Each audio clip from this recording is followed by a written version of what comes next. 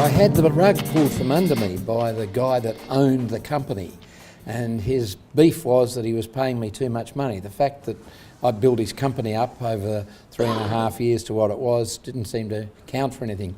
So when that happened, I went home to my wife and I said, I think we'll make our own coolers. Having the rug pulled from under you, it's a dreadful experience, particularly at age 30. Yeah. But the fact is, nothing of any value comes unless you have some trauma first. That's absolutely essential.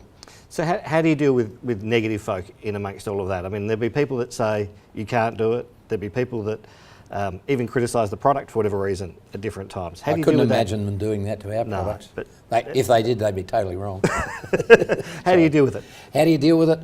Well, negativity is something, it's like a cancer, and you've got to get rid of it out of the place. And you've either got to change the people who are negative, or you've got to change the people who are negative. Take your pick, one way or the other. You've got to get rid of them.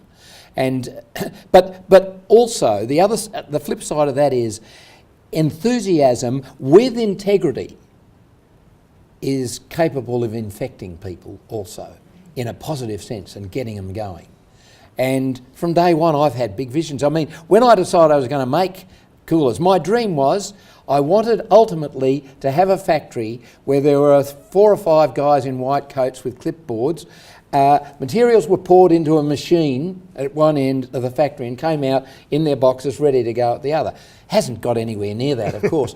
But he who aims at the stars hits higher than he who aims at the treetops. And that's what we've done, and that's why we are where we are in terms of automation today. So there's still more space to innovate in terms of what you do? There There is never an end to innovation. Innovation is not something that it's not a destination, it's a journey, and you keep on going.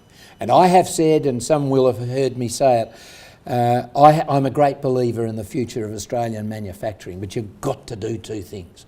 You've got to innovate, and innovate like there's no tomorrow, and you've got to automate, and automate like there's no tomorrow. Now, I've been preaching that simple message probably for the best part of 10 years now, and we're proving it to be right. We can beat the Chinese because they'll copy what we do, but by the time they get it to market, and they're fairly quick getting things to market, by the time they get it there, we are on the next wave. And so as long as you stay on the front wave and they're in the backwater, they're never, ever, ever going to catch you. And we are working on stuff now which is 4 generations out from where we are. And that's why our future is guaranteed. Yeah. You've got to keep on. The day you stop innovating, it's the day you die.